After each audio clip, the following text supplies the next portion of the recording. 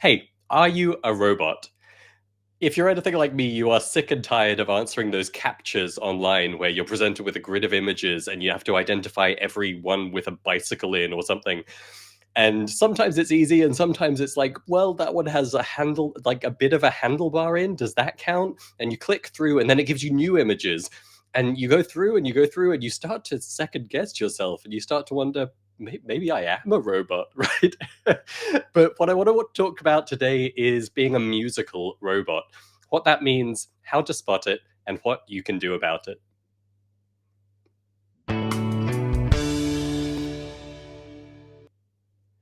So I had a funny moment yesterday working with my daughter on piano. And I'll just say I seem to be coming up with a lot of examples with my kids recently. And I am not the kind of person who goes on and on about their kids normally. But I realized it's because, if you tune into our Coaches Corner episodes, our next level coaches share all of these amazing anecdotes and examples from their day to day coaching with a range of clients. And I very intentionally did not put myself on the roster as a coach. And if you think that's odd, please check out the previous episode. I am not your guru. That's one of many reasons I am not one of our next level coaches. But it means that a lot of my day to day experience with teaching musicality and helping people understand actually these days is with my two kids. And so I hope you'll forgive me for all of the examples of my kids. But this was an interesting one because I was working on piano before school with my 8-year-old. And she did something that I see musicians do all the time, and I used to do all the time. And it really reminded me that I wanted to talk about this topic because it's such a biggie for a lot of people. And if that question of, have you ever felt like a musical robot, hit home with you, I hope what I'm going to share today will really help you understand what's going on and what you can do about it. So my daughter was working on that song from Frozen, Do You Want to Build a Snowman? And she was doing what is totally normal in the piano world, which is to assume a position with your fingers, and your fingers are in a certain spot related normally to the scale or the key of the piece. And what I watched her do was start to just really mechanically think about which fingers to twiddle in which order. And I could watch as she stopped reading the notes on the page, and she clearly wasn't listening. And she was just thinking about it's the do, do, do, do, do, and it was the pattern of fingers. And that's not in itself a bad thing. That is part of learning piano fingering, and it's fine. But the danger and the trap and this real issue of becoming a musical robot is when that's all that's going on, right? And so, obviously not to criticize my daughter, she's 8 and I'm there to teach her. But I kind of stopped her and I was like, okay, hang on. Can we sing this phrase? Can you sing to me how it's meant to go? And just kind of got her back in touch with listening and thinking about the notes she was playing. And it's funny, this topic of being a robot, I feel like in the current age of burgeoning AI, there's this whole other side topic that we'll probably have to cover on another episode around, artificial generation of music and the role of musicians in an age where computers can generate realistic sounding music on the fly.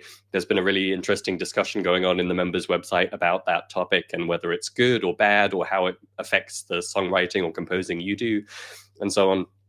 So I think we'll probably cover that in a whole separate episode. But just to say, I think it's front of mind for a lot of people these days is, what is the significance of our humanity or the soul in creativity and the uniqueness we bring as humans to this art, which until kind of now was only really done to a proficient level by human beings. And at the same time, this idea of being a musical robot has been with us from the beginning of Musical U and even before that in Easy Ear training, because in a nutshell, it's the problem we most help people with. When we talk about musicality, it very much is the polar opposite of being a musical robot. And a lot of people who come to us, when they talk about what they've been doing and how it's been going, what they're describing is someone who is really just feeling a bit unmusical, and they feel like they're going through the motions and they're getting the notes right, but they don't actually feel like they're bringing music out from inside them. And so we've been talking about this for a long time, and what it looks like in practice is you sit down and you're probably learning only from notation. You're not using your ear very much. The epitome of this these days drives me crazy. Again, a topic for another day, but the instrument learning apps, and to be clear, I'm a big fan of apps. I love technology, but a lot of the current apps to help you learn an instrument are very robotic. It's like when this light goes on the screen, press this button with your finger, without any concept of how the music should sound or how to bring expression to it or the kind of music you're trying to make. Anyway, just to say, this has been a long-standing problem, now made worse with the instructions on screen apps that are essentially turning you into a music playing robot. And we all know instinctively that's not what music's about, right? And yet, when you learn purely from notation or a YouTube tutorial that's showing you, exactly where to put your fingers on guitar at each and every moment, it's so easy to lose sight of the actual music. And that's what was happening with my daughter. And it's what happens day after day for so many of the musicians who find their way to us at Musical U until they introduce the musicality side of things. And so the result, unfortunately, is really a significant factor in why so many musicians, adults in particular, give up on music. Because after day and week after week of getting the notes right and seemingly making progress, you're left feeling a bit unnatural, a bit unmusical, and you start to question whether you've got what it takes. Because even when you make progress on paper, you're not feeling any more like a music maker. You're not feeling all that much more musical. So, coming back to that AI idea, people I think are really starting to question, what is the spark? Like, do we think there is a difference between very convincing AI generated music and a human being creating the music? Is it going to end up being indistinguishable? And if so, what does that mean for us as musicians? But whether or not you have an opinion on that question, purely for yourself in your music making, I think this should always be front of mind, is what am I bringing to the music? How am I bringing my humanity, my personality, my unique sense of music and my instinct for music? How am I bringing that to the music? Because I think if you stop and ask yourself, why am I learning my instrument? Why am I trying to get better on guitar, on harmonica, on mountain dulcimer, whatever it may be? Why am I doing it? It's almost certainly about self-expression, whether you've thought of it in those terms or not. I think what drives us to pick up an instrument or start to sing or start to compose music in the first place is our love of music. And that doesn't come from an intellectual place, right? It doesn't come from wanting to tick boxes and pass grade exams and get the answers right. It comes from that passion for music and that deep connection to music. So yes, we want to get the notes right. Yes, we want to have proficient technique. And yes, repetition is essential for learning and improving. But really, we're in it for the emotion, right? We're in it for that deep feeling and that connection. That word comes up all the time at Musical U, that sense of connection to music, to other people, through our instrument.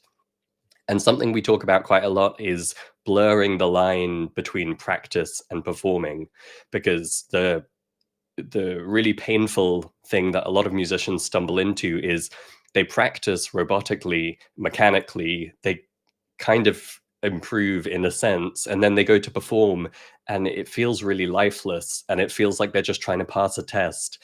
And we know that's not what makes for a spellbinding performance, right? In our supernatural performance course, or the performance chapter of the forthcoming Musicality book, we talk about connection as this central part of what makes for a great performance. And we want to blur the lines between practicing and performing, because one way I like to put it is, if you practice like a robot, you'll play like a robot. And we somehow think that if we practice mechanically and robotically and we get all the answers right, then when it comes time to perform, we'll magically bring this amazing performance out.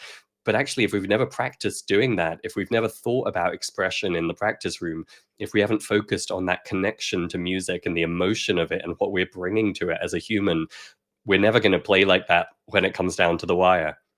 So my challenge to you today, if any of this resonates, if you've ever felt a bit mechanical, or you feel like you're just going through the motions, or if you feel like a robot, my challenge to you is, when you next sit down to play music, when you next sit down to practice, even when you just next sit down to listen to music, are you really there? Are you really present?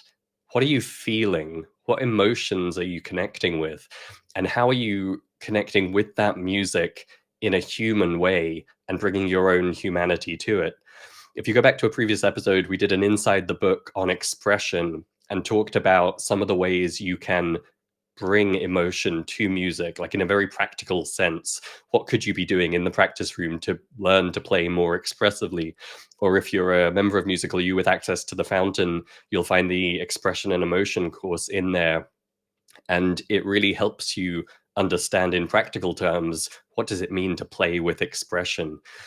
And, hopefully it's clear this isn't just a philosophical question. Yes, we could have a whole debate about AI and what it means to be human, but really this is about the motivation for music and making sure that your music making is based on what really matters to you. Because I'm willing to bet it's not just, passing the test in music.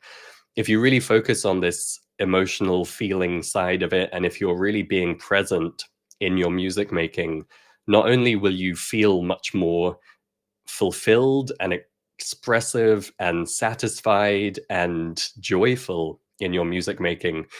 What's fascinating is that we've also discovered through combining our super learning material and our creativity frameworks at Musical U, we've come up with this approach called creative super learning. What we found is that if you do that, if you focus on the creativity and the expression, you'll actually learn a lot faster too, because so much of the super learning material, so many of these techniques are based on the idea that if you do things robotically, if you do them mechanically, if you just go through the repetitions, going through the motions as it were, your brain switches off. And that's not a coincidence. The art of learning, it's an art, and it's something that you need to bring creativity to, and you need to bring mindfulness to and be present for. And so, yes, repetition's important, but it turns out if you always repeat things in exactly the same way, the brain's like, oh yeah, we're just doing this again, I don't need to pay attention. So through bringing creativity to it, and to put it another way, bringing that humanity to it with each and every repetition, you actually keep your brain in that fast learning mode.